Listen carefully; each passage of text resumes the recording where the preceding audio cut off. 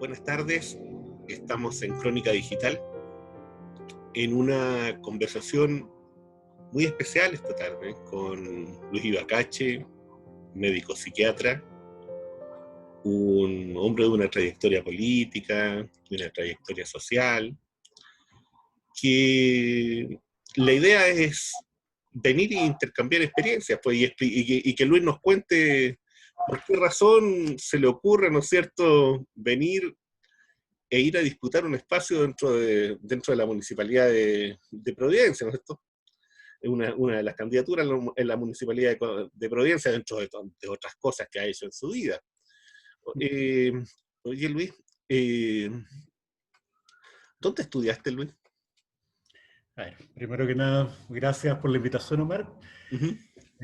Bueno, tengo una... A ver, vamos a partir por el principio. Yo soy de Villa Alemana. ¿Ah? Originalmente mi familia es de Limache, después de Villa Alemana.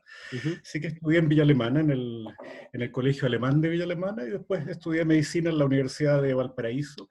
Ingresé a la ¿Ya? Universidad de Chile, me tocó la Ley General de Universidades y egresé de la Universidad de Valparaíso. O sea, esa es ¿Ya? Oye, ¿y tus la papás? trayectoria. ¿Y tus papás qué hacen tus papás?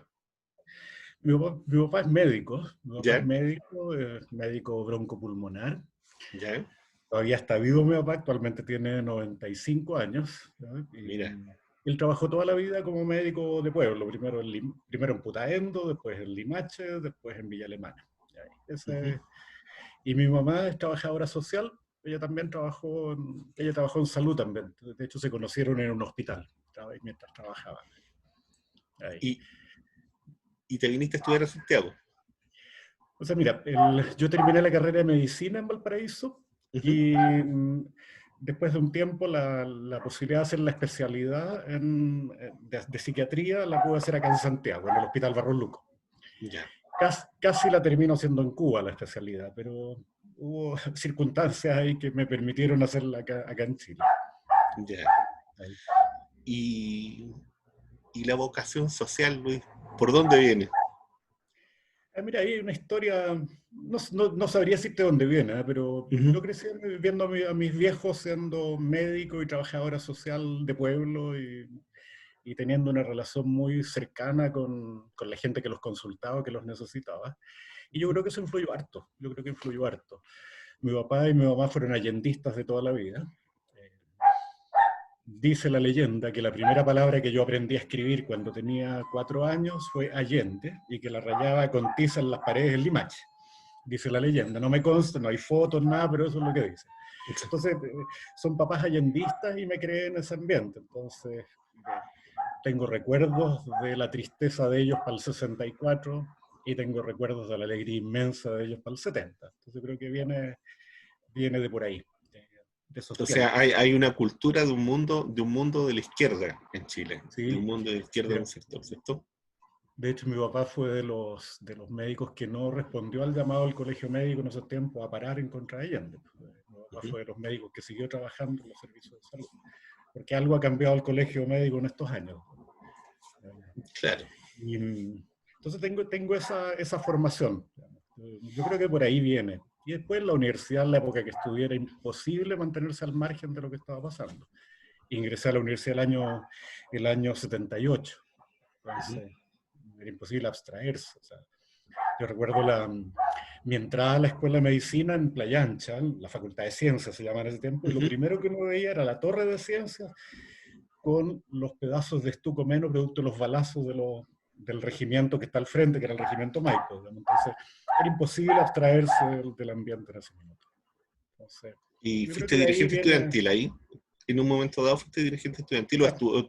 ¿Sí?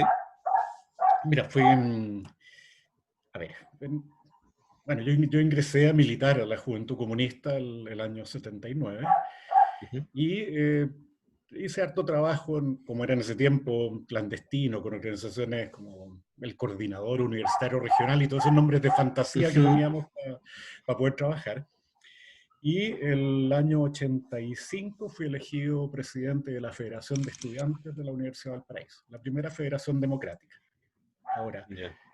la historia ahí es que nosotros habíamos hecho antes trabajos voluntarios, habíamos ido a Chiloé en trabajos voluntarios a ver relegados en ese tiempo, eh, habíamos hecho harta actividad cultural, entonces la típica trayectoria de los colectivos de izquierda en ese tiempo, específicamente comunistas en este caso, de ir generando organizaciones estudiantiles. Y la culminación es eso, ser elegido presidente de la Federación de Estudiantes. Mira, y, bueno, ahí hay toda una trayectoria entonces que viene, ¿no es cierto?, del mundo, de una familia del mundo de la izquierda, que viene de la organización Sí. política en este Ahí, caso. sí. Ahí, bueno, para agregarte a lo mejor algo para entender un poco más, el año 84, perdón, el 81 primero, a mí me mandaron relegado a San Pedro de Atacama. Estuve 3 meses relegado en San Pedro de Atacama porque fuimos detenidos en un ayuno en la parroquia de Viña. En ese tiempo fue la Ley General de Universidad, entonces un grupo de estudiantes de distintas universidades nos tomamos la parroquia de Viña, empezamos un ayuno, llegó Carabinero y nos fuimos relegados todos los hombres en ese minuto. Por suerte eran machistas los pacos, me mandaron solo los hombres relegados. Después del año 84, después ya habíamos hecho trabajos voluntarios, todo eso. El año 84 a mí me detuvo la CNI y estuve 9 meses preso en la cárcel de Valparaíso, el 84. Entonces, cuando salgo el 85 es cuando me presento candidato a la Federación de Estudiantes. Es que yo creo que pesó en los estudiantes la trayectoria de nosotros. Entonces, ¿Y la experiencia de la prisión, Luis? ¿Cómo es esa experiencia? ¿Cómo la recuerdas? ¿Qué te dejó esa experiencia? A ver, mira, yo creo que como uno dice, te podría decir como frase cliché de dulce y agraz, yo creo que la parte dulce es el ver la enorme solidaridad entre los que estábamos presos. Ahí, el cómo éramos capaces de cuidarnos entre nosotros, cómo éramos capaces de apoyarnos entre nosotros y estar muy atentos al que necesitaba de más apoyo en ese minuto. Yo creo que otra cosa maravillosa fue el ver la tremenda solidaridad de gente que nos iba a ver, de gente que de repente nos mandaba fotos con un letrero, hay libertad a los presos políticos. Fue una cosa muy espectacular la solidaridad que sentimos entre nosotros y con la gente. Y la cosa dura es el estar preso y lo que de repente uno ve en las noticias ahora de las cárceles comunes y a uno le tocaba ver los allanamientos, el que entraran a la celda y destruyeran todo, el que hicieran pedazos los colchones, el que buscaran, no sé, armamentos. Te pregunto eso por la experiencia personal y pensando como psiquiatra y pensando en esta dimensión hoy muy actual, ¿no?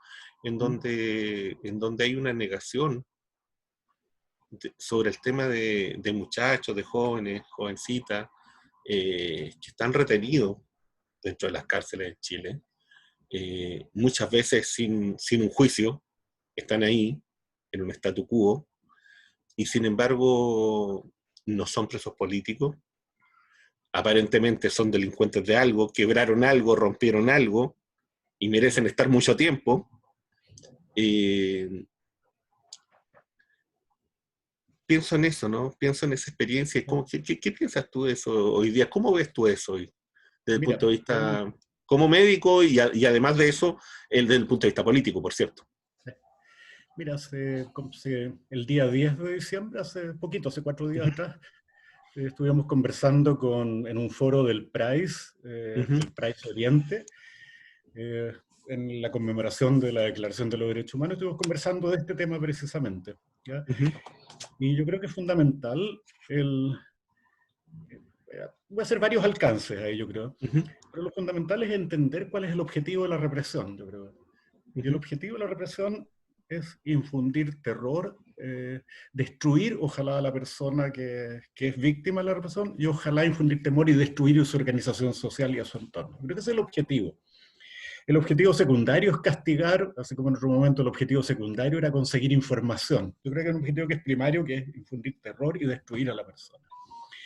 Entonces, gran parte del trabajo actual con los presos actuales es el mismo que se aprendió a hacer en esos tiempos, que no se sabía, que se tuvo que aprender en la práctica, que es que lo esencial en el trabajo es en la reconstrucción de la persona humana que está ahí. Es decir, de, cuando se nos dice que no hay presos políticos, cuando se invisibiliza el problema, se trata de hacer como que no existieran y que están esperando su merecida condena, como tú dices, Ujú. en el fondo se les está quitando su esencia, que es el ser luchadores sociales. Entonces, esa política de destrucción es lo mismo cuando se decía que nosotros éramos humanoides, éramos marxistas, éramos cualquier cosa que no merecía ningún reconocimiento. Entonces lo esencial para nosotros, yo creo, es reconocerlos a ellos como luchadores sociales y ayudarlos a ellos que nunca pierdan esa identidad. Porque eso es lo que a uno lo mantiene firme en ese momento. Saber que lo que está viviendo es pagar un precio que puede ser altísimo, pero que está pagando un precio por convicciones que uno tiene y que uno está convencido que ese es el camino para llevarlas a cabo. Entonces, yo creo que una cosa fundamental ahora es la solidaridad con los presos políticos y el reconocimiento de ellos como quienes, muchos de ellos iniciaron este movimiento, el cual nosotros ahora estamos, entre comillas, disfrutando de sus frutos en todo el proceso que estamos viviendo. Yo creo que eso no puede pasar. Si uno mira lo que pasó con los presos de la dictadura, yo creo que nunca hubo un reconocimiento real al papel que cumplieron. Eh, siempre se les ha intentado tratar como si fuesen víctimas. Y yo creo que una cuestión esencial es salir del rol de víctima y recuperar el rol de lo que de verdad son. Personas comprometidas con un ideal que son capaces de sacrificar hasta la libertad para, para conseguir el objetivo que a ellos les parece justo para la lucha popular. Entonces, el, lo, nunca se le ha reconocido a las víctimas de la dictadura su rol de luchadores sociales ni de héroes, que es lo que verdaderamente son. ¿Ya? Y se les ha tratado o como delincuentes, como en este caso, o como víctimas. Es decir, sujetos de condena o sujetos de beneficencia, por así decirlo. Y no como lo que son, personas que tienen un rol en la sociedad, que lo tuvieron y que lo siguen teniendo. Entonces yo creo que es fundamental, a propósito de los presos de la revuelta, los cabros que están presos ahora, el poder resaltar su papel. Te pregunto eso porque fíjate que me llamó la atención hoy día la intervención del presidente Piñera, en el sentido, ¿no es cierto?, de esta idea incluso del veto presidencial, eh, y recalcando esta idea, ¿no es cierto?, de los delincuentes. ¿Y qué te Mira, parece a ti? Te pregunto, o sea, ¿cómo ves tú la figura de Piñera hoy día? Uno lo mira como un personaje o lo mira como en ese espacio, ¿no es cierto?, de actor que él ocupa. ¿Cómo lo vislumbras tú? ¿Cómo lo, cómo lo desgranas?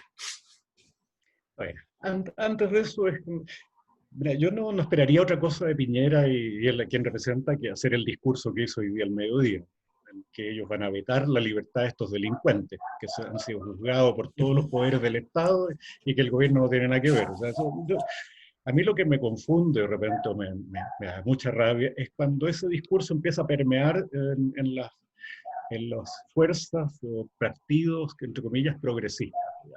Y empezamos a dividir aguas. En realidad, no, mira, estamos de acuerdo con lo que pasó, de verdad Chile despertó, pero esos son delincuentes y hay que condenarlos. La verdad es que eso me molesta mucho más que lo que era esperable de Piñera. Ahora, respecto a Piñera, eh, yo creo que hay que analizarlo políticamente, porque yo creo que uno no puede caer en la caricatura como nos pasa de repente a nosotros que trabajamos en salud mental, Ujú. decir, ah, no, es un narcisista maligno. La verdad es que no, no corresponde psicologizar un problema que es un problema que es político, digamos, no es como caer en la caricatura.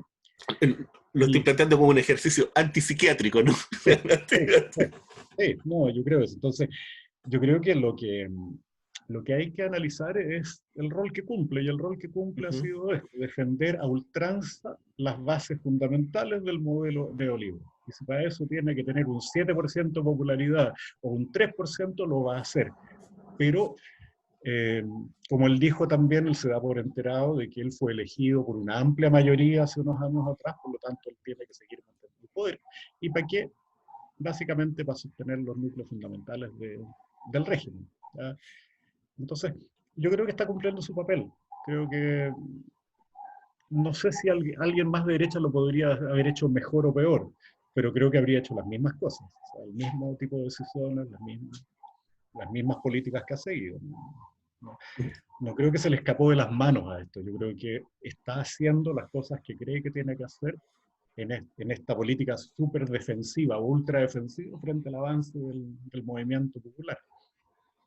Oye Luis, y en esta dimensión de esta baraja del tiempo que estamos haciendo, ¿no? Bueno, me imagino que ahí también hubo en un momento, o hay pareja, hijos. ¿Cómo es la vida cotidiana? Bueno, De Luis? la vida, nadie dijo que la vida es fácil, Ujú, ese es el lema que tenemos nosotros en el servicio de psiquiatría, ¿eh? De repente ujú, cuando estamos en clínica, estamos en educación, alguien dice por ahí, nadie dijo que la vida es fácil. Y la verdad que ha sido difícil en muchos aspectos. ujú, Hay, bueno, yo tengo una familia, una hermosa familia, tengo un hijo ya de 33 años cumplió 33. Tengo una hija de 24 y una hija de 22. ¿No? Son grandes, el mayor ya es profesional, las dos más chicas están en la universidad. Eh, y yo tuve bueno, una tragedia personal y familiar que nos afectó a ujú, todos, que es que la madre de mis hijas, mi esposa en ese minuto, enfermó de una enfermedad gravísima y que es el ujú, ELA, se ujú. llama, la enfermedad que Ya, tiene Stephen Hawking, ¿ya? sí.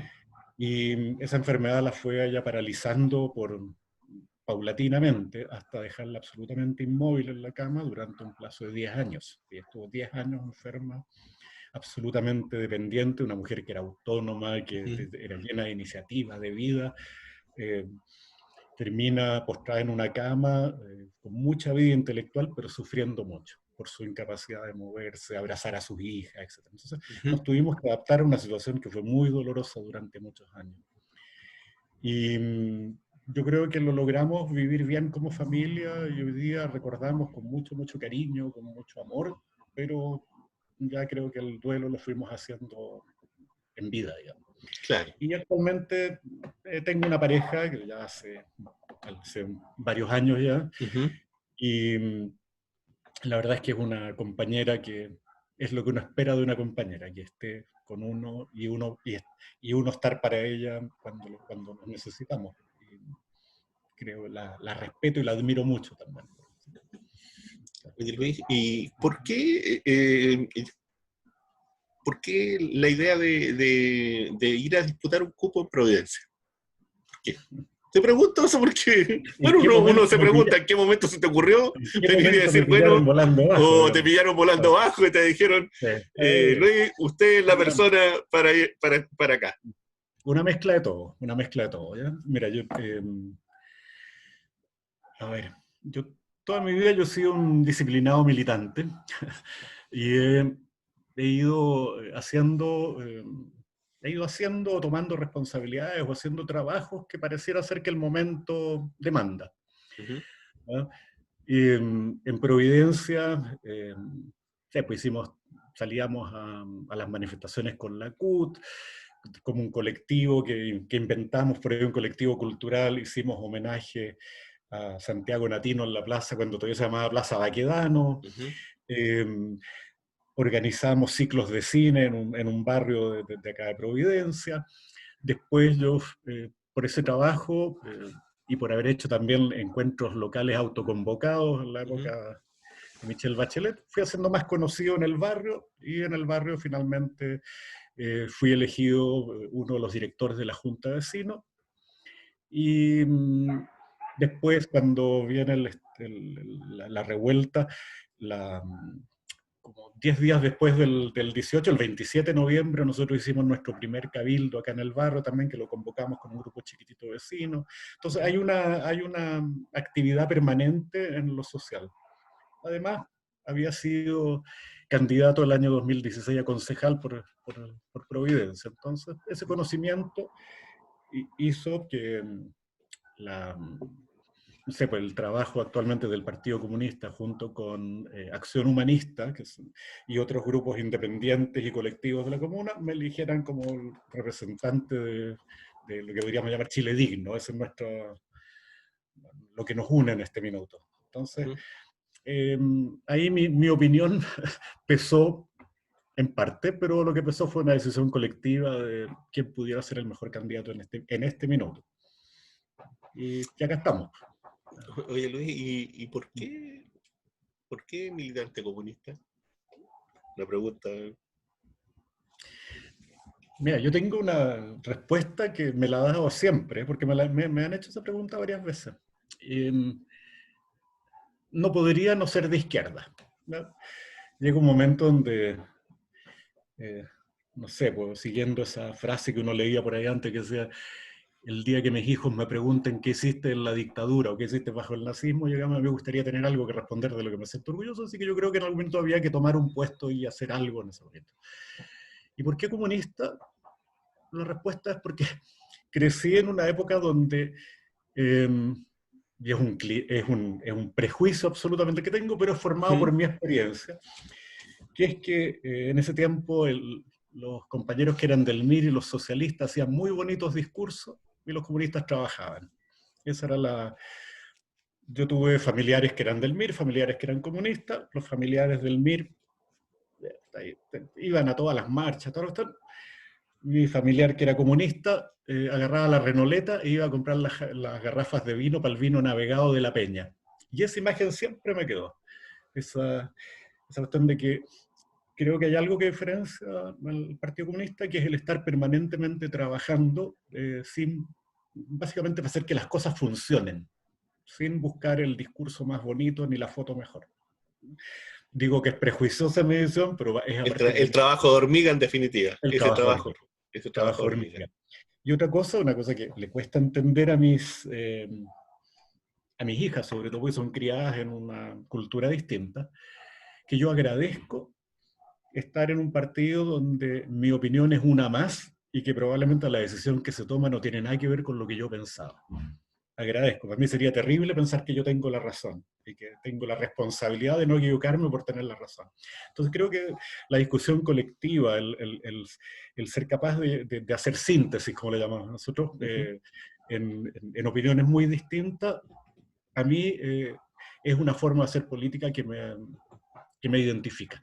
Creo que sería terrible para mí pensar que tengo la razón y que tengo que iluminarme para poder decir a dónde tenemos que ir. Providencia es un terreno difícil, no es fácil. No es fácil. En ese sentido, ¿cuál ha sido la experiencia tuya en este feedback que has tenido con las personas? ¿Cómo ha sido ese encuentro? Mira, a mí es curioso, ¿eh? Porque yo bueno, yo vivo en uno de los sectores acomodados de Providencia, que es el sector de Pedro Valdivia Norte. Pertenezco a la Junta de Vecinos Pedro Valdivia Norte. Y en la Junta de Vecinos Pedro Valdivia Norte todos saben que yo soy comunista, militante comunista, y hay directores que son más bien de derecha y todo, y la verdad es que hemos podido trabajar muy bien, porque hay temas que nos unen, hay temas que tienen que ver con el barrio, con el quehacer, con el bienestar del sector. Entonces yo creo que esa experiencia probablemente no es la misma que en otros lugares, pero creo que creo que cada vez hay menos anticuerpos contra los comunistas, ¿ya? No digo en todo el mundo, digo en un sector más amplio de la población. A pesar de que el anticomunismo sigue siendo fuerte, yo creo que han visto que los comunistas somos capaces de hacer innovaciones en la conducción de un municipio, ¿verdad? Creo que han visto que los comunistas podemos no sé, pues ser capaces de trabajar como hormiga, como dices tú, y organizar un cabildo en el barrio, y organizar un ciclo de cine, y que en ese ciclo de cine podemos hablar de política sin agarrarnos y sin pelearnos. Entonces, yo creo que el trabajo ha ido sacándole capas al anticomunismo, y ahora hay un anticomunismo más suave, por así decirlo, en la gente con la que me toca trabajar. Ahora, no así en la comuna. Nuestras autoridades yo creo que no podrían ser más representativos de la derecha golpista que que las autoridades que tenemos en este minuto. ¿Ya? En algún momento se rumoreó que podía ser Marcela Cubillos la que viniera para acá también como candidata a alcaldesa. Yo creo que sería más de lo mismo, de lo que tenemos actualmente. Entonces, yo distingo la experiencia que uno tiene con los vecinos, conversando, trabajando con ellos, a la que uno puede tener con las autoridades y con ciertos grupos de la población que siguen siendo, la palabra como era, recalcitrantemente anticomunistas. Por supuesto. Sí. Oye, Luis, y, y en términos concretos, cuál es la propuesta que llevas o la propuesta que lleva el Partido Comunista o el núcleo de gente que te está acompañando en este proceso para la Comuna de Providencia? ¿Cuáles son las Mira, ideas fuerza ahí? a ver, mira, partamos de la base que hay un proceso colectivo primero, que tiene que Ujú. ver con el impulso que se dio desde organizaciones sociales y organizaciones políticas a tener un programa único y un candidato único para enfrentar a la derecha. O sea, yo creo que Ujú. eso es lejos lo más importante. Con todas las dificultades que puede haber, con todas las dificultades que hay a nivel nacional, en Providencia fuimos capaces de ponernos de acuerdo eh, fuerzas políticas tan diversas como la Democracia Cristiana, Partido Socialista, Partido Radical, Partido Comunes, comunistas y socialistas, y además ponernos de acuerdo con grupos que en un primer momento fueron muy antipartidos, como fueron los cabildos y asambleas territoriales. Ujú. Y fuimos capaces de trabajar juntos en la elaboración de un programa común. Y eso es importante, que exista un programa común en el cual nos comprometemos a seguir, que tiene los lineamientos básicos de democratizar la municipalidad, trabajar en áreas de desarrollo más humano y no solamente en, no sé, pues en regar jardines y cambiar luminarias, sino que el desarrollo de verdad de la comunidad. Entonces hay un programa común, una matriz común, pero dentro de eso, lo que nosotros planteamos a lo mejor es un marco primero para entender eso, porque si no tenemos ese marco podemos entender es una lista, como una lista de buenos deseos, ¿no? Entonces, el marco para nosotros es entender que Providencia es un ejemplo claro de un municipio neoliberal. Yo creo que eso es, y destacamos tres elementos ahí. El primer elemento del neoliberalismo es alejar a los ciudadanos, al pueblo, a los vecinos, como quieran llamarlo, del Ujú. poder y la toma de decisiones. Es decir, la toma de decisiones está radicada por allá lejos, donde gente que tiene el poder o la técnica o el conocimiento toma las decisiones por nosotros. Yo creo que esa es la primera característica de este Ujú. municipio, que alejó lo más que pudo el poder de los ciudadanos.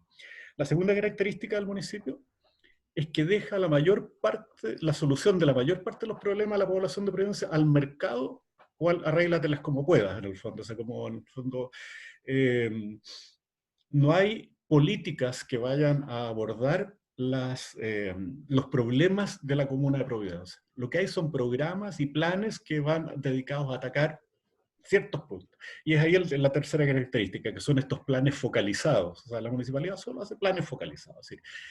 Si vamos a hablar de salud, por ejemplo, se entiende que estamos hablando del 30% de la población que se atiende en los consultorios públicos. No estamos Ujú. hablando de la salud de la comuna. Entonces, en ese sentido, pensamos que las características son esas, alejar el poder de los ciudadanos, el focalizarse en dos o tres programas para beneficiarios o clientes y dejar la solución de los grandes problemas en manos del mercado. Entonces, nosotros entendemos ese el marco. Por lo tanto, todas las medidas y políticas deben ir en función de derribar ese modelo. ¿Ya?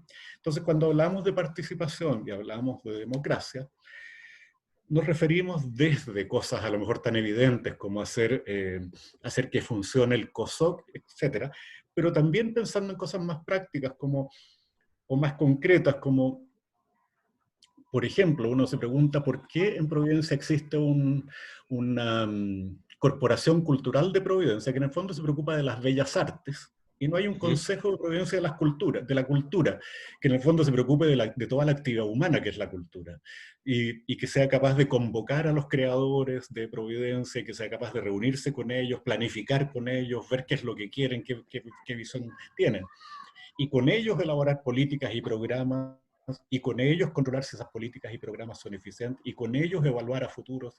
Entonces, es una participación que es continua. No es que nos Ujú. llamen solo a participar de vez en cuando en un plebiscito comunal o en una consulta, sino que es una participación continua en todas las áreas. Y así podría pensarlo en salud, podría pensarlo en educación, podría pensarlo en todo. convocar a la gente a discutir de sus problemas, a elaborar soluciones, a llevar a la práctica esas soluciones y a evaluar si esas soluciones fueron las adecuadas, es decir, en todo el proceso. Entonces, esa participación, eso de acercar el poder a nosotros, a la gente, que puedan de verdad producir cambios. Respecto de este que te decía del papel del mercado, por ejemplo, yo me planteo tres ejes, por así decirlo. Uno tiene que ver con salud. Por ejemplo, ya, un tema será que la gente que se atiende en los consultorios tenga la mejor atención posible. Y hay mucho que hacer en ese sentido y tenemos propuestas concretas. Pero otra cosa es cómo hacemos que el gasto de bolsillo de todos los habitantes de Providencia, los que se atienden por FONASA, los que se atienden por ISAPRE, disminuya. Si al final todos estamos con el agua hasta el cogote, con gastos de distinto tipo. Entonces, pensamos, por ejemplo, que en salud, más allá de lo que hagamos con los consultorios, tenemos que ser capaces de ampliar lo que es la farmacia comunal y poder darle a lo mejor el poder de comprar dispositivos de alto costo, por ejemplo. Una persona que usa un audífono en Providencia gasta 2 millones de pesos en audífonos.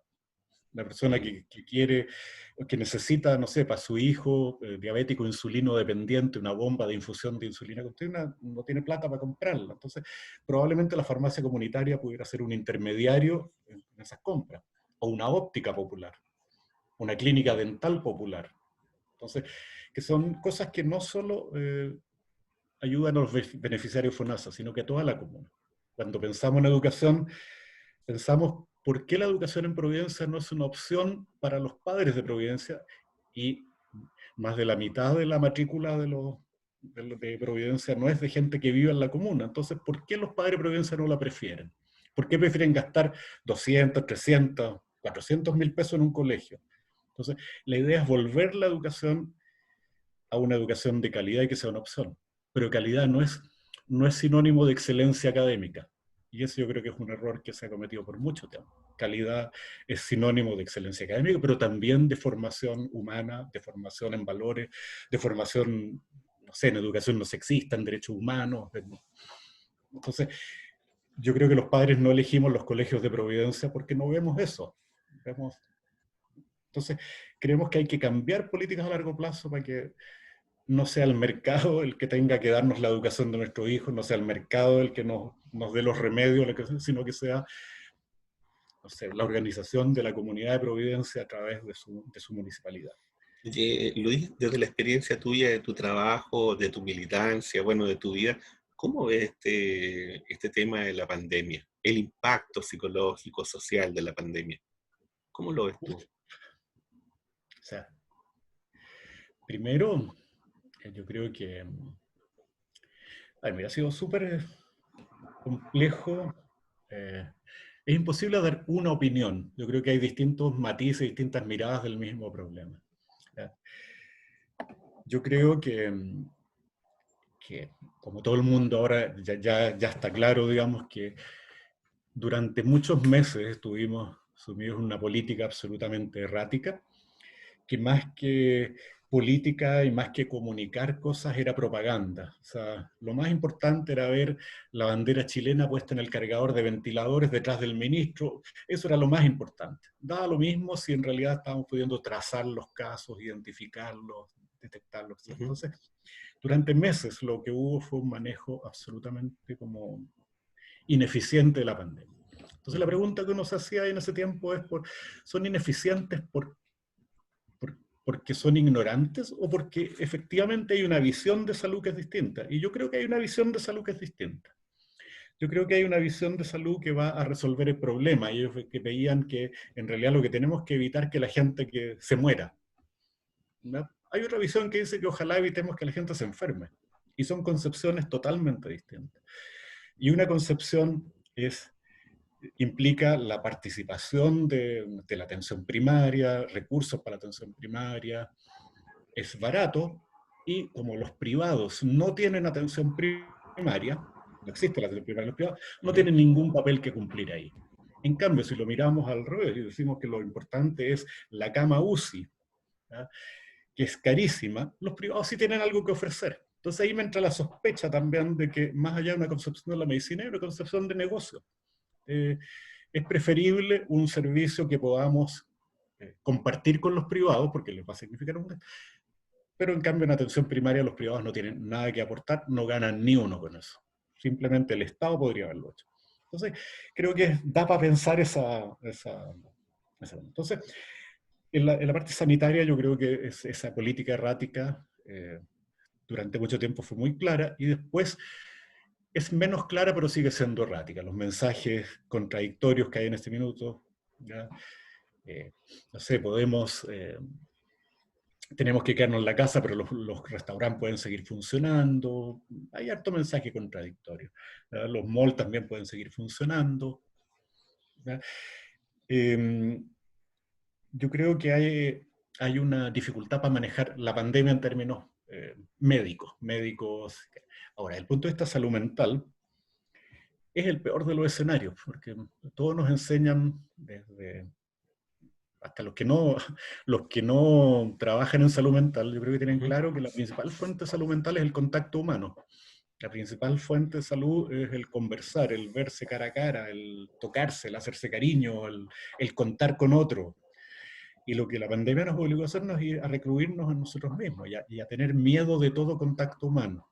Entonces, hay un momento en el cual se hace muy difícil mantener, yo creo, la salud mental, y empiezan a aparecer todos los cuadros clínicos derivados del estrés, sobre todo los trastornos ansiosos y los trastornos depresivos. Y secundariamente, el acudir al calmante más barato y que se vende sin receta, que es el alcohol. Entonces, yo creo que empiezan a aparecer problemas de salud mental, a agregarse a los que ya existían. O sea, yo recuerdo que cuando fueron las manifestaciones del estallido social, abundaban los letreros que decían, no sé, pues no era depresión, es capitalismo, no quiero más fluoxetina, quiero justicia social. Entonces, veníamos de una situación que era muy mala desde el punto de vista de nuestra salud mental, y se le agrega esto otro. La pregunta es si vamos a dar abasto para resolver todos los problemas, y hasta ahora lo que uno ve desde el punto de vista del servicio público es que no. O sea, las respuestas han sido hacer telemedicina, que no es algo que nos sirve, no reemplaza 100% al contacto humano, y la respuesta ha sido crear programas como, no sé, donde uno consulta online psicólogos, hay en programas saludablemente, por ejemplo, donde uno encuentra, no sé, la Universidad de Chile ofrece atención, me comunico con la Universidad de Chile para que me dé atención. Es decir, yo creo que se está tratando de paliar un problema, pero que se nos va a venir encima mucho más potente, mucho más grave más adelante. Yo creo que la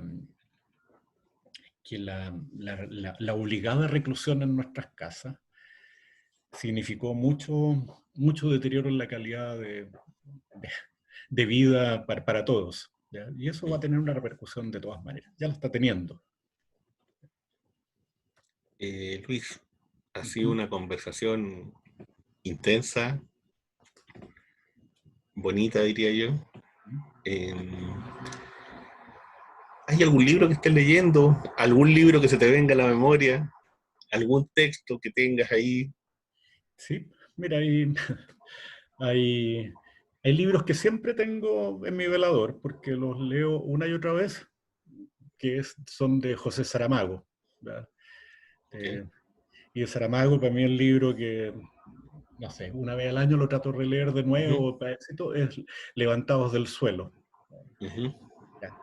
Creo que pocos autores como Saramago son capaces de revelar con humor, no sé, la profundidad del dolor humano, por decirlo de alguna manera. Me encanta Saramago, eso es algo que estoy leyendo. ¿Ya? El Y el Evangelio resto según Jesucristo de Saramago también es maravilloso. También. No, todo. A mí todo Saramago me fascina, pero como digo, Levantado del Suelo para mí es maravilloso, porque es la historia, en el fondo la historia del siglo XX en Portugal, a través de la vida de una familia campesina. Y transcurre todo el siglo ahí hasta la revolución de los claveles ahí en la historia de esa familia. Entonces, Luis, ¿qué mensaje le dejarías tú a los vecinos de Providencia, a la gente que te conoce, a los que no te conocen, Mm. pensando en tu propuesta, en tu mirada. Mira, yo creo que el llamado en el fondo es un llamado a todos, a nosotros mismos también, es a ser empáticos, o sea, y a ponerse en el lugar de otros. Providencia parece ser una comuna que no tuviera problemas, ¿verdad? Pero basta alejarse un poquito de algunos lugares para darse cuenta que sí hay problemas que nos afectan a todos. Yo creo que no hubo nada más dramático que la pandemia para demostrarnos que todos somos súper frágiles y que nos necesitamos. Eh, la otra vez conversando con unos amigos ahí, veíamos que actualmente, o sea, no sé, ¿cuál es la diferencia que hay en este minuto entre un vendedor ambulante y un chofer de Uber? La única diferencia quizás es en la extracción social, porque la precariedad es exactamente lo mismo. Es decir, y vimos gente en Providencia que tuvo que hacer lo que fuera para poder parar la olla y para poder, no sé, seguir sacando adelante su familia. Entonces, esa fragilidad nosotros no la habíamos visto. Yo creo que el vivirla en este periodo en Providencia nos tiene que hacer más empáticos y darnos cuenta de que no podemos vivir en nuestro barrio, en nuestro sector, y que tenemos que mirar la comuna en su conjunto. Y la comuna en su conjunto tiene tremendas inequidades, tiene tremendas desigualdades que tenemos que ser capaces de abordar. Yo creo que la municipalidad tiene un rol que cumplir en eso. No puede ser una administración comunal. Tienen que darse pasos para transformarla en un gobierno comunal. Y eso significa plantearse metas, proyectos, desafíos a largo plazo. Y yo creo que un desafío que vale la pena y que yo, el que invito a los vecinos es a luchar por la equidad en esta comuna. Eso, Una invitación a soñar. a soñar. A A soñar. soñar, pero después cuando estemos despiertas, a concretar el A sueño. concretar el A sueño, concretar el sí, sueño, sí, con sí, soñar sí. No, llegamos no hasta ahí basta nomás. con soñar. Sí. Sí. Bueno, Con todo, sino para qué. Esa claro, se con todo. concreta. Ya, ya. Bueno, Luis, agradecerte este tiempo, tu disposición, bueno, tu experiencia, ¿no? Que nos estás regalando aquí, una tremenda experiencia de vida y una tremenda experiencia de lucha también. Agradecerte eso. Muchas gracias, tío Omar. Y dispuesto a conversar cuando sea. Creo que lo que más necesitamos es conversar, encontrarnos unos con otros, ¿no? Y ver que no tengo la razón 100%, sino que puedo aprender del que estoy conversando. Yo valoro mucho lo que tú estás haciendo ahora porque precisamente es eso, el poder encontrarnos. Tenemos que volver a encontrarnos. Bueno, decirle a nuestros lectores y a quienes ven este programa, a nuestros seguidores, invitarlos a Maturana con Huérfanos, al Café Crónica Digital, a disfrutar de una empanadita, a disfrutar de un sanguchito, de una conversación constitucional. Yo ya, después descubrí que yo ya había disfrutado de un cafecito en el Café Crónica Digital sin saber que ahí estaba Crónica Digital. Así que eso, pues. Muchas gracias, Luis. Que estés muy Listo. bien. Chao, chao, chao. Chao. Muchas gracias a ti.